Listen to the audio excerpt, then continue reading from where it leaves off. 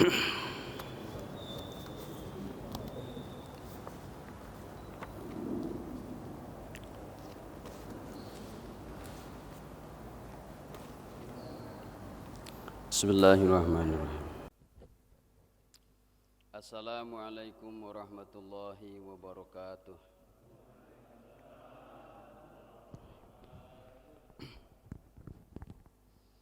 Alhamdulillahi rabbil alamin. Wal aqibatu lil muttaqin. Wala udwana illa 'alal zalimin. Assalatu wassalamu ala afdalil makhlukin wa ala alihi wa ashabihi as-sadatil alin amma ba'du. Qala ta'ala fi ayatihil karim bismillahirrahmanirrahim.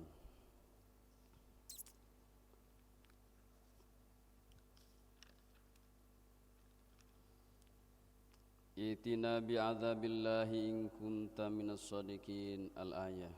Wa aidan qala rabbin surli 'alal qaumil mufsidin al-ayah. La hadrati nabiyina Muhammad Rasulullah sallallahu alaihi wasallam wa ala alihi wa sahbihi wa sallam. Susani hadal kitab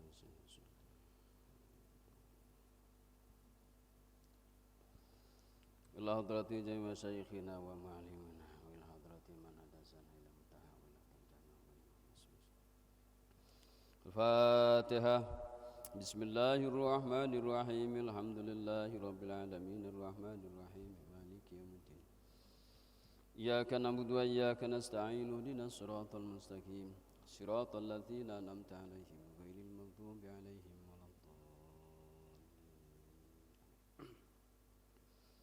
Bismillahirrahmanirrahim. Qala al-mu'allifu rahimahullahu ta'ala wa adama naf'a bihi wa bi'ulumi bidarain. Rahmanul qudusul wahidul muqtadir musahli sukri wa yassir amri wa luqdatan min lisani yafqahu qawli. Wa ja'alni wasilan minhu subhanaka la ilma lana illa ma 'allamtana innaka antal alimul hakim. Min ijabati samawati wal ardi wa jalali fasad.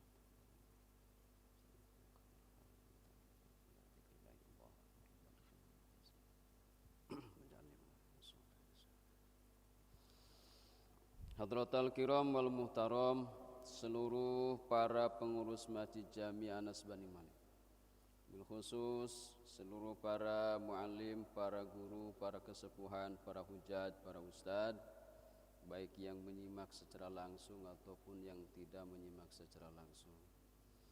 Salam penghormatan kepada selaku ketua DKM yang alhamdulillah selalu hadir, berikut bendahara kita, berikut seluruh secara struktural masjid yang alhamdulillah Al-Fakir tidak sebutkan satu persatunya. Bil khusus seluruh jamaah hadirin jamaah salat maghrib yang dirahmati oleh Allah Subhanahu wa taala. Mudah-mudahan berkumpulnya kita di malam hari ini selalu Allah catat dalam sebuah catatan yang insya Allah satu, ketika niat baik melangkahkan kedua telapak kaki menuju tempat ilmu, itu jaminan Rasul dosa kecil rontok semua. Jadi per langkah itu merontokkan dosa. Kan enak kita nggak perlu istighfar banyak-banyak. Seluruh dosa kecil hapus. Dosa kecil itu kayak ngelihat aurat, bukan mahram diantaranya dosa kecil. Kemudian diantaranya lagi pahalanya luar biasa, lebih besar daripada menyolatkan jenazah 1000 jenazah. Luar biasa. Di antara yang luar biasa itu ketika orang dalam keadaan mencari ilmu, cari pengetahuan agama dalam rangka untuk perbekalan hidup, bagaimana kita ibadah, bagaimana kita memiliki keyakinan, bagaimana kita membangun hablum minallah wa hablum minan nas, dan sebagai ladang bakal nanti di akhirat.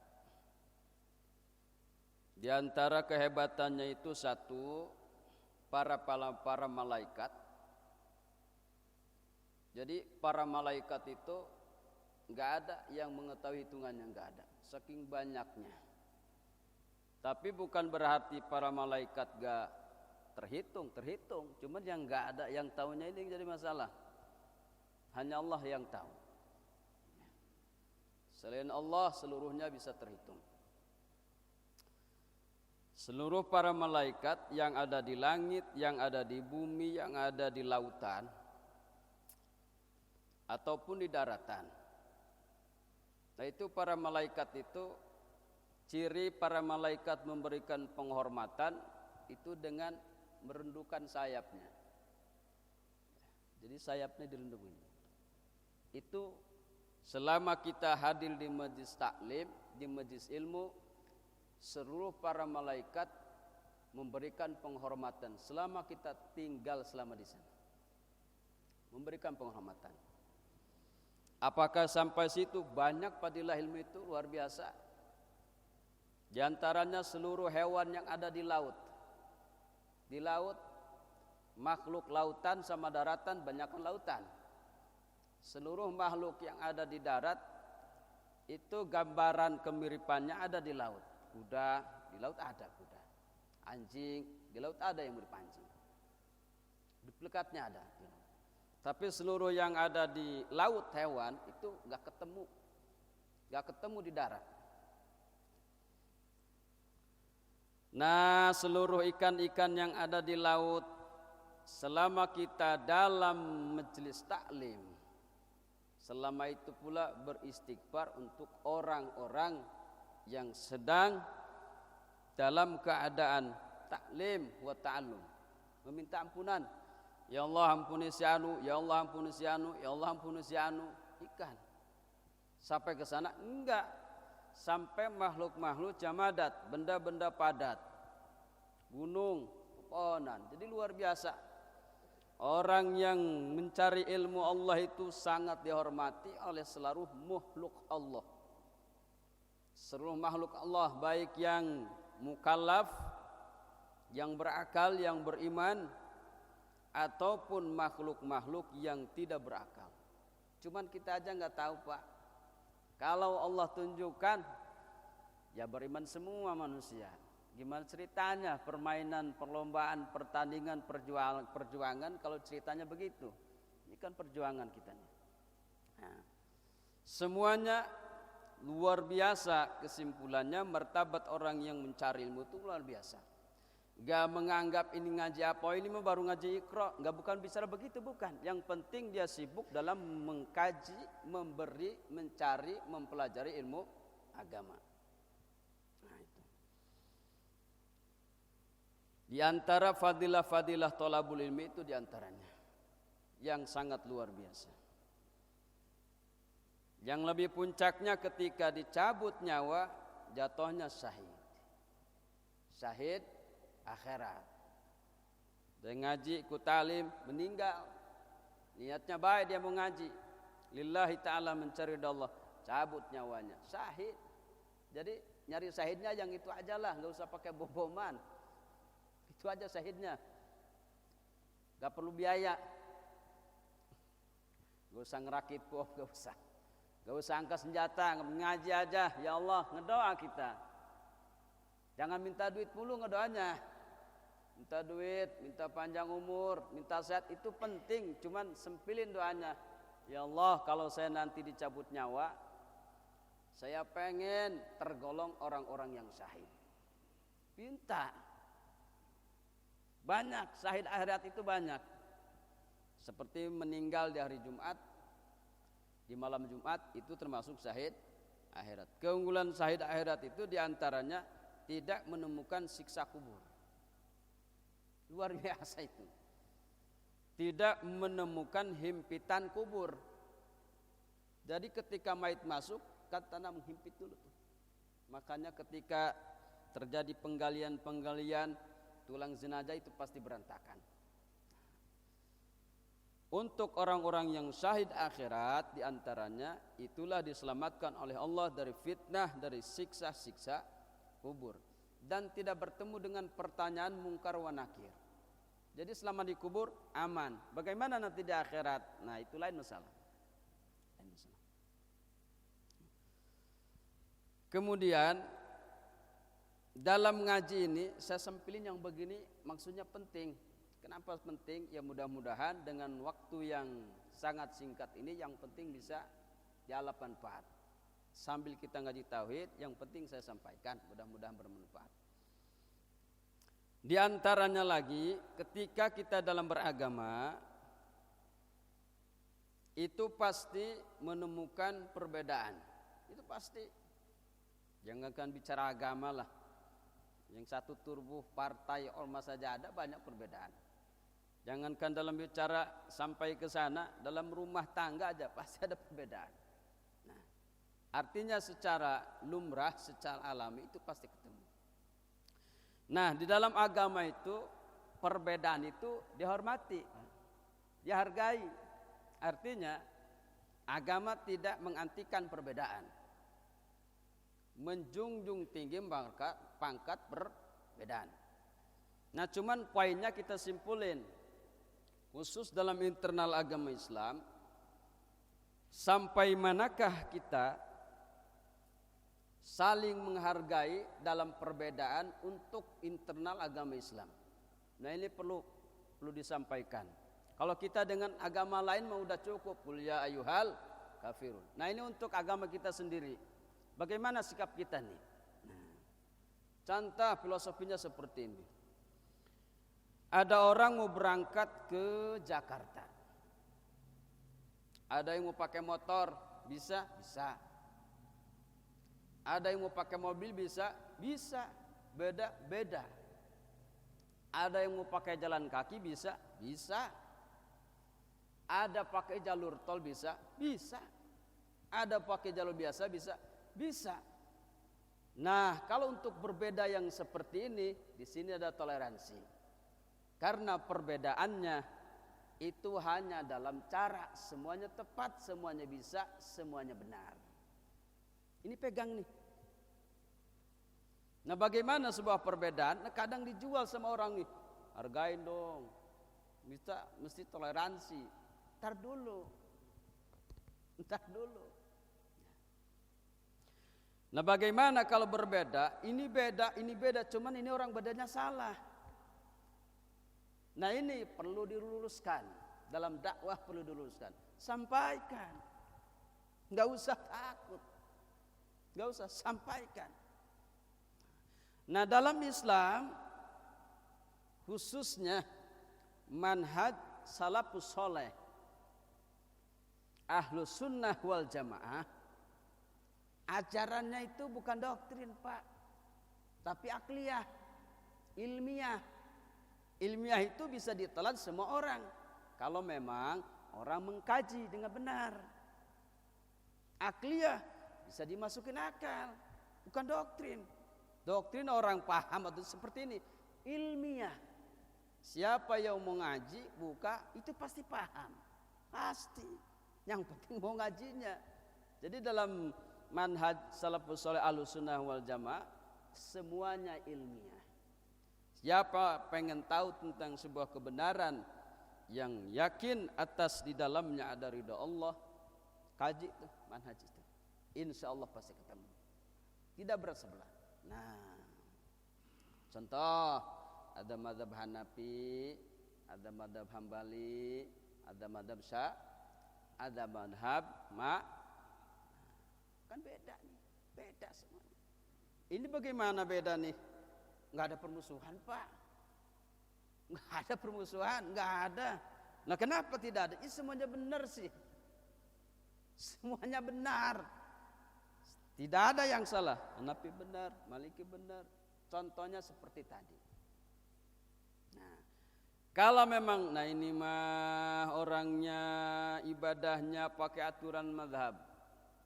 Karena dia punya guru. Nah, ini mah nggak pakai aturan mazhab. Saya mah cukup Al-Quran saja. Jangan salah, orang Islam itu ada yang nggak percaya hadis, Pak. Jangan main-main, ada Islam tapi hanya percaya dengan Quran saja. Ada. Nah ini saya sempetin disampaikan. Ini penting, artinya untuk sampai ke sana itu prosesnya lama kalau kita ngaji.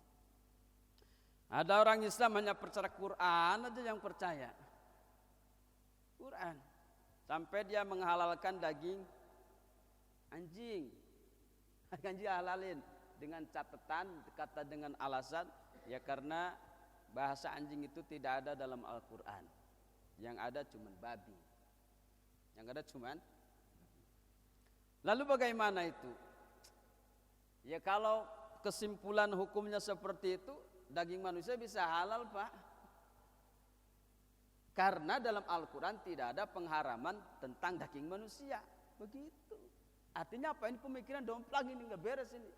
Giliran daging anjing dia halalkan, alasannya tidak ada dalam Al-Quran. Giliran daging manusia ia menentang, padahal dalam Al-Quran pun tidak ada pengharaman daging manusia secara nasnya. Jadi bagaimana? Ini cara pemahaman salah ini. Walaupun beda, ente bedanya salah. Begitu. Bagaimana? Dakwahi, ajarkan, luruskan, sampaikan. Nah, kita mesti menghargai perbedaan yang seperti apa dulu. Jadi kesimpulan berbeda lintas agama sudah diatur dalam Al-Quran. Kalau perbedaan dalam lintas internal agama itu sendiri, ulama sudah menyebutkan dengan bahasa ikhtilaful ulama rahmatun lil ummah.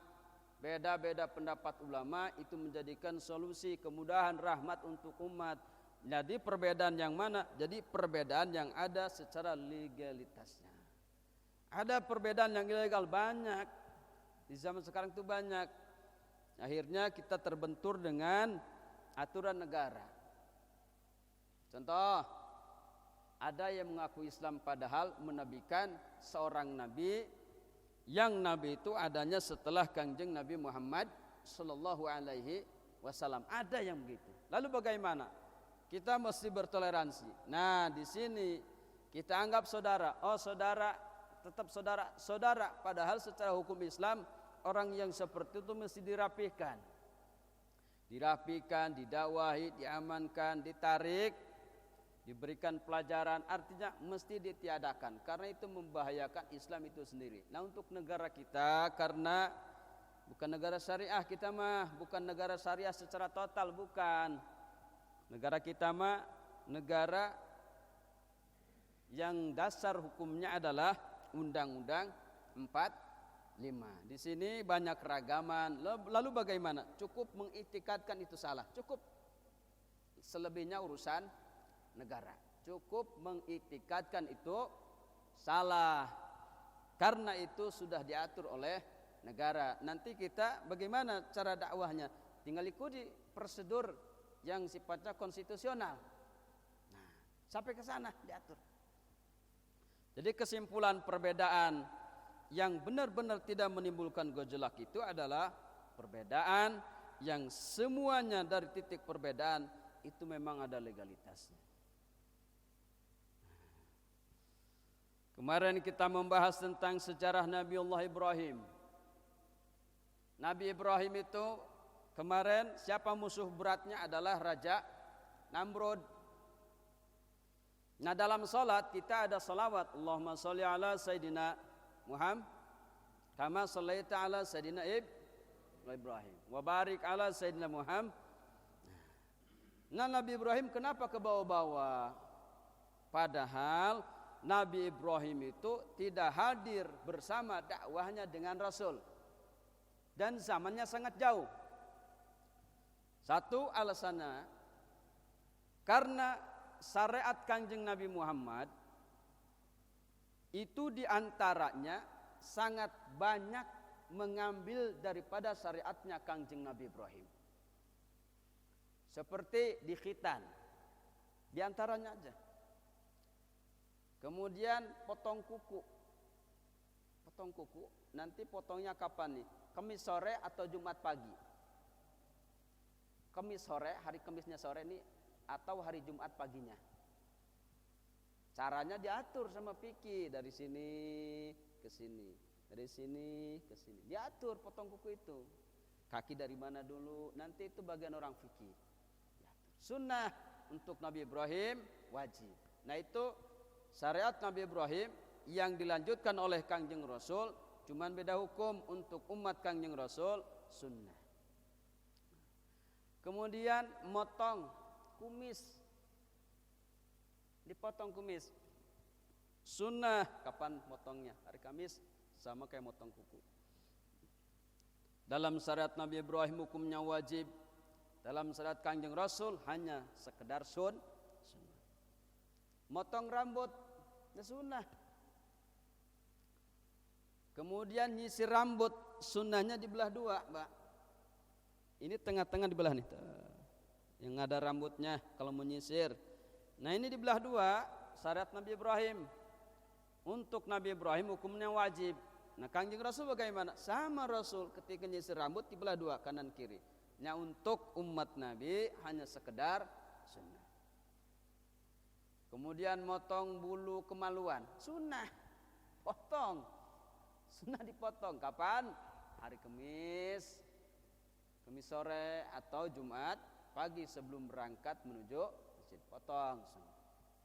Kemudian menyukur bulu yang ada di bekat tiak, sunnah. Di Nabi Ibrahim hukumnya wajib. Termasuk haji, itu syariat Nabi Ibrahim. Termasuk haji. Termasuk lagi kurban. Termasuk kurban.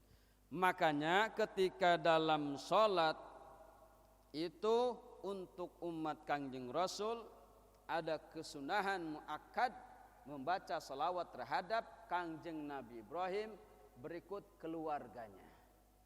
Berikut keluarganya. Siapa keluarga Nabi Ibrahim ini? Nah itu yang jadi pecahan dari Nabiullah Yakub. Nah itulah kelahiran Israel. Bani Israel itu telahan ahli ibadah Israel. Artinya dalam salat ini dilembatkan Kangjeng Nabi Ibrahim. Ketika kita baca salawat terhadap Rasul, Nabi Ibrahim dibawa. Satu, karena syariat Kangjeng Nabi Ibrahim banyak dilanjutkan oleh Kangjeng Rasul. Beda dengan Nabi Musa. Nabi Musa mah banyak yang dihapus, artinya nggak dipakai oleh Kangjeng Rasul atas perintah Allah. Yang kedua, Nabi Ibrahim itu adalah di pangkat ulul azmi setelah Kangjeng Rasul.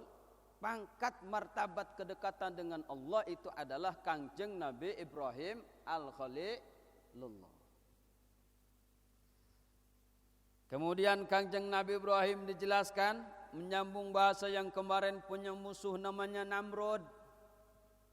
Namrud itu seorang raja yang sakti mandraguna. Dengan kuasa Allah, dengan atas izin Allah, Allah mematikan Namrud itu nggak pakai senjata, nggak pakai senjata, nggak pakai pentungan, cukup membunuh Namrud. Allah kirim satu ekor nyamuk yang sudah tua dan paling tua. Jadi dengan seekor nyamuk yang paling tua inilah bisa membunuh Namrud alaihi laknatullah. Gak ada yang jago, gak ada. Di dunia gak ada yang jago. Kejagoannya gak ada. Yang maha jago Gusti Allah, yang maha sempurna Gusti. Gitu ada orang jago. Ya kemarin, sekarang mah belum tentu. Ada orang jago, ya seusia 40, udah 50 kosan mah sama aja. Ajak lari aja udah ngos-ngosan anak muda. Gak ada yang jago. Nah Namrud, Allah hancurkan Namrud dengan seekor nyamuk, Pak, yang udah tua, masuk tuh ke hidung. Sesudah masuk ke hidung, masuk kotak, mati Namrud. Gak perlu didemo, gak perlu diperangin. Nah itulah kehendak Allah. Artinya Allah maha berkuasa, kekuasaan Allah atas segalanya. Bila Allah berkehendak, menurut manusia Namrud luar biasa, ternyata tidak apa-apanya. Dengan seekor nyamuk saja Namrud mati. Kemudian dilanjutkan dengan sejarah Nabiullah Lut alaihissalam. Nabiullah Lut semasa menjadi nabi dan rasul berbarengan dengan Kangjeng Nabi Ibrahim alaihis salam. Dibahas dalam Al-Quran sampai ada tetamu 4 orang sebelum mampir ke Nabi Lut. Nah ini mampir dulu ke Ibrahim, itu dibahas dalam Al-Quran dengan jelas. Nabi Lut ini siapa? Nabi Lut ini adalah seorang penakannya Nabi Ibrahim. Nabi Ibrahim punya bapak Tareh, Tareh punya bapak Tahur. Nah Tareh selaku bapak Ibrahim, Tareh punya anak, satu diantaranya adalah Haron. Haron saudaraan dengan Nabi Ibrahim. Jadi Ibrahim dengan Haron punya bapak, itulah Tarikh. Nah Haron punya anak, namanya itulah Nabiullah Lut alaihis salam. Jadi jatuhnya Nabi Ibrahim dengan Nabi Lut itu penakan. Begitu Pak ya? Penakan. Allah utus Nabi Lut berbarengan kenabian dan kerusalannya dengan Kangjeng Nabi Ibrahim, cuman berbeda wilayah. Untuk Nabi Lut dia menjadi rasul, dia menjadi nabi, itulah di daerah Sodom. Orang Sodom ini sekelompok manusia yang di daerah Sodom itu terkumpul menjadi 8 kampung. Ada 8 kampung, per kampung isi manusianya mau dewasa, mau anak-anak, laki, perempuan, orangnya satu kampung itu 100.000 orang. Berarti gede tuh. Satu kampung berisi 100.000 orang. Nah total semuanya 8 kampung. Nah itulah wilayah kenabian kerasulan Nabi Lut alaihissalam.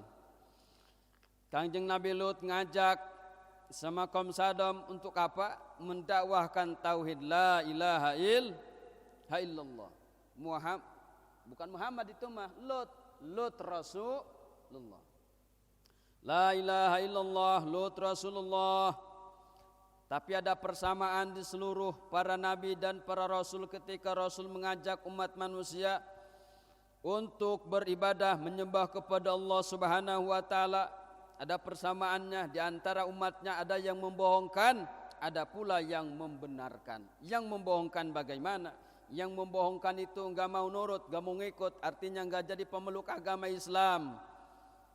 Maka di antara kaum Nabi Lut ini adalah salah satu umat manusia yang Allah siksa dengan siksaan yang tidak pernah diturunkan, diterjadikan kepada umat yang lain. Hanya umat Nabi Lut aja yang disiksa seperti itu. Karena dosanya luar biasa, Pak. Dosanya luar biasa.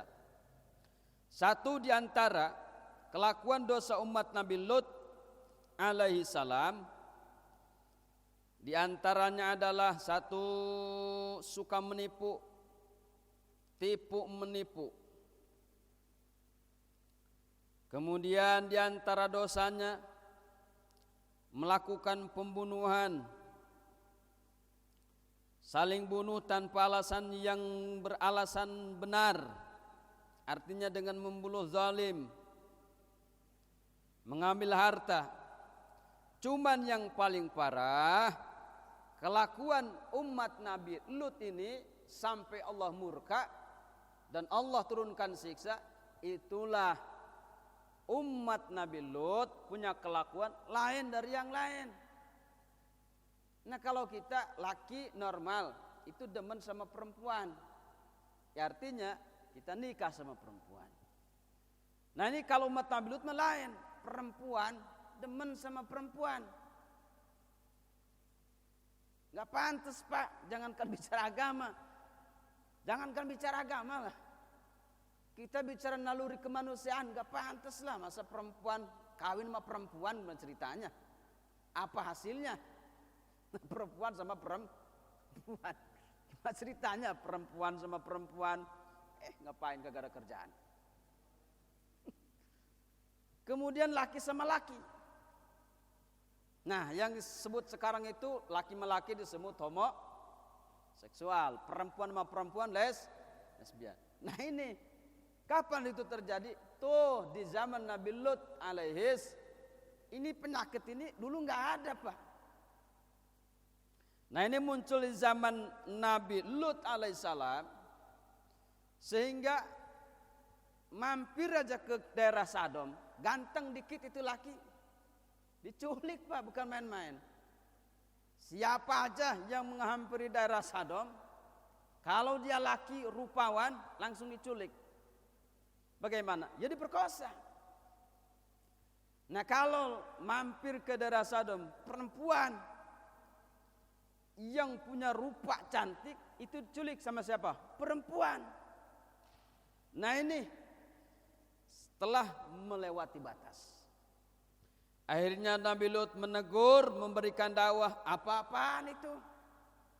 Kalau memang kalian ingin nikah tidak punya modal, tinggal tanya, kasih tahu siapa perempuannya, saya nikahkan. Sampai begitu Nabi Lut.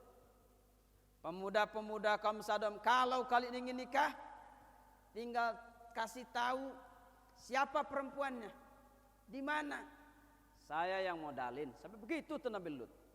Kalau memang kurang cantik, istri saya pada cantik-cantik. Sampai begitu tuh Nabi Lut. Akhirnya apa? Dakwah Kangjeng Nabi Lut dengan memberikan nasihat, jangan begitu, itu telah melampaui batas. Malah dituding Nabi Lut, nah Lut itu adalah unasun yatatoharun, manusia yang so suci. Sama aja dia di belakang layar mah sama kita, kelakuannya demen sama laki, demen sama laki, artinya demen melakukan hubungan seksual dengan homoseks. Dituduh Nabi Lut ketika berdakwah oleh umatnya. Akhirnya setahun, 2 tahun, kemudian Allah utus langsung 4 para malaikat yang khusus untuk mensiksa kaum Nabi Lut. Terlebih dahulu mampir kepada Kangjeng Nabi Ibrahim.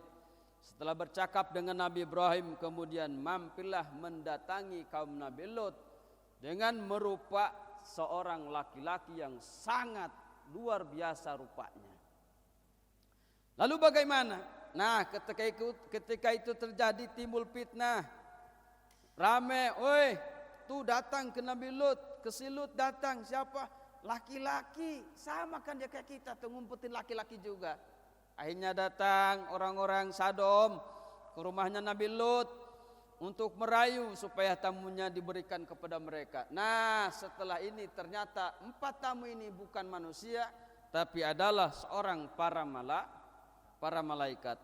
Kemudian apakah Nabi Lut tidak mendakwahi untuk selalu bertobat, untuk segera kembali kepada ajaran yang benar? Tapi apa jawaban mereka? Iatina bi'adzabillah in kunta minas shadiqin. Wahai Nabi Lut, kalau kau ini benar ngaku sebagai rasul, dan benar engkau ini orang yang suci, dan benar kami ini berada dalam orang yang salah, sekarang aja dah siksaan, gak usah dinanti-nanti. Tolong pada Tuhanmu tu Allah, datangkan kepada kami siksaan. Nantang ini. Akhirnya bagaimana?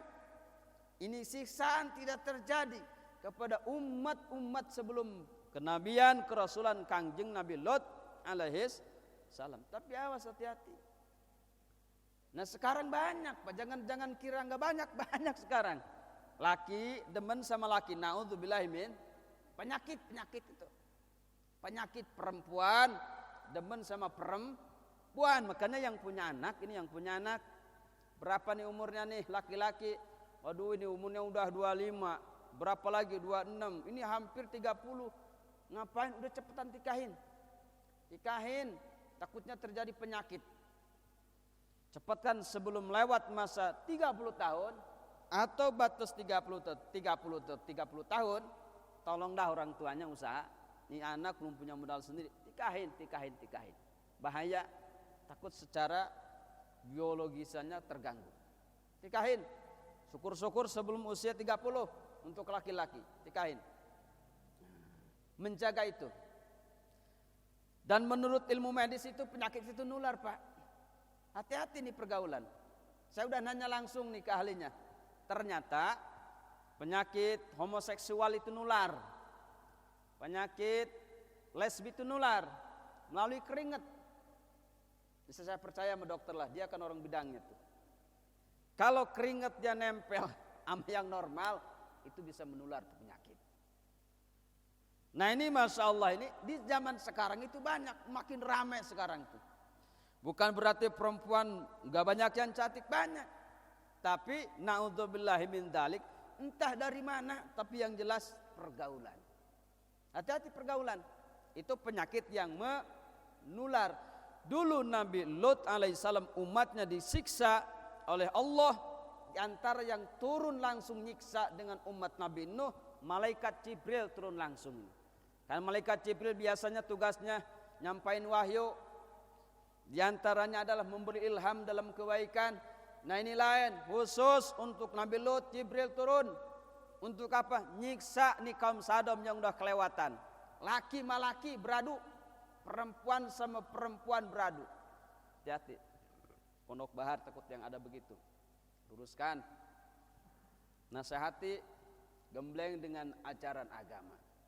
Itu penyakit yang bisa menular.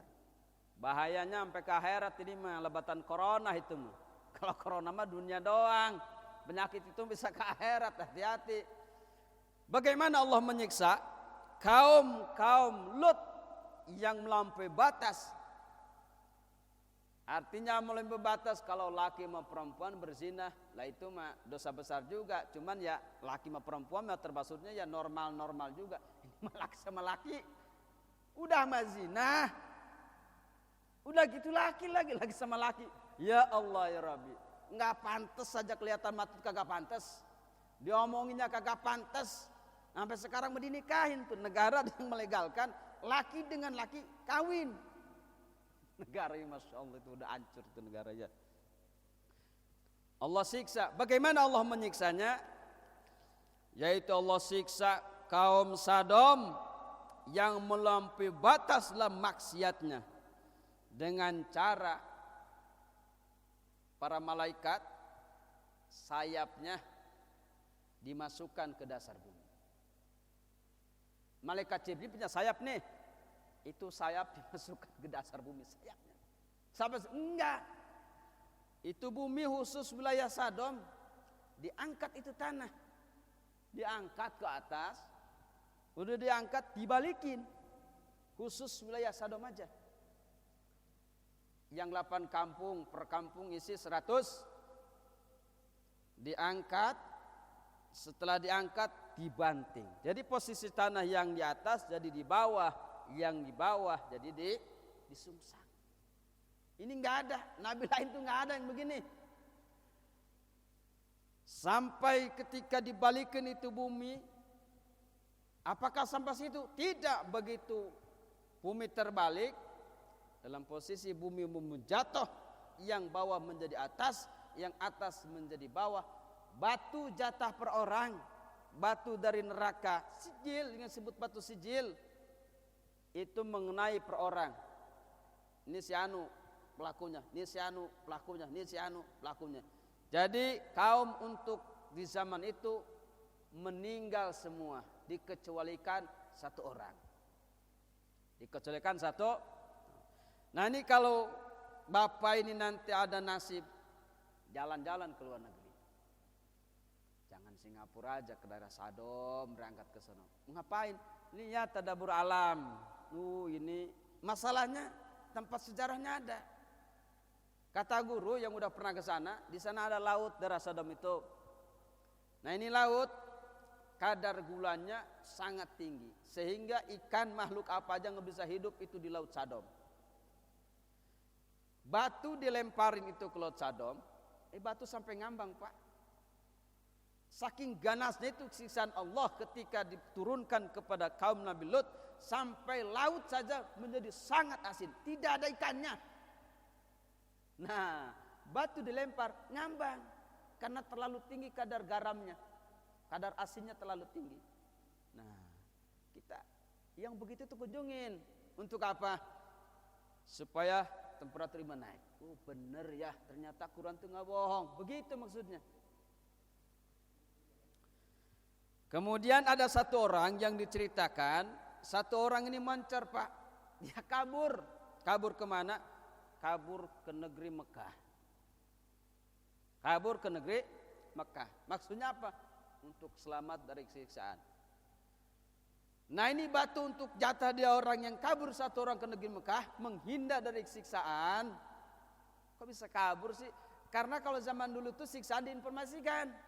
Yang udah kemarin diceritakan. Kaum Nabi Nuh, awas. Ketika datang siksaan, ketika ada tungku yang memancarkan air, itu ciri siksa sebentar lagi akan turun. Nah ini orang kabur ke dalam Mekah. Kalau udah Mekah aman. Nah itu batu bergantung antara langit dan bumi selama 40 hari 40 malam. Artinya selama orang itu belum keluar dari daerah Mekah, itu dijamin keamanannya. Cuman setelah lewat 40 hari 40 malam, akhirnya tuh orang keluar juga dari Mekah. Mampus juga dihantam tuh batu. Akhirnya kaum Nabi Lut itulah, kaum Nabi Lut itulah yang disebut kaum Sodomi, seluruhnya meninggal, mati dalam kekafiran dengan siksaan yang luar biasa, yang tidak pernah Allah turunkan itu siksaan pada zaman Nabi sebelum Kangjeng Nabi Lut alaihis salam. Anak kecil kesiksa, kakek-kakek yang nggak tahu masalah kesiksa. Begitu tuh ribetnya itu, kalau udah turun siksaan, yang baik aja kena. Anak kecil kesiksa. Kemudian sejarah Nabi Lut setelah Allah abadikan dalam Al-Quran. Maksudnya apa ini? Ini sebagai percontohan bagi siapa saja yang melakukan maksiat, apalagi maksiatnya tidak ditobati, apalagi maksiatnya termasuk minal kabair, seperti perzinahan. Hati-hati perzinahan. Perzinahan, pemabukan. Nah ini termasuk minal kabair itu seperti zina. Dosa zina, hati-hati zina itu. Zina ketika dalam satu kampung ada yang zina. Kesialan yang paling cepat terjadi itu dosa zina. Dosa zina, hati-hati zina mah. Di sini ada warung Pak. Itu warung pakai mojok. Itu warung pakai mojok. Zina di situ. Sial itu warung. Jadi kenaasan yang paling cepat itu diantaranya adalah dosa zina. Dosa zina. Jangan main-main itu dosa zina. Ini kasusnya sama perzinahan. Bedanya melampaui batasnya adalah sesama jenis. Jadi hati-hati tuh, ya Allah, mudah-mudahan kita mah anak-anak kita, saudara-saudara kita, Allah lindungi dari dosa itu, dosa zina.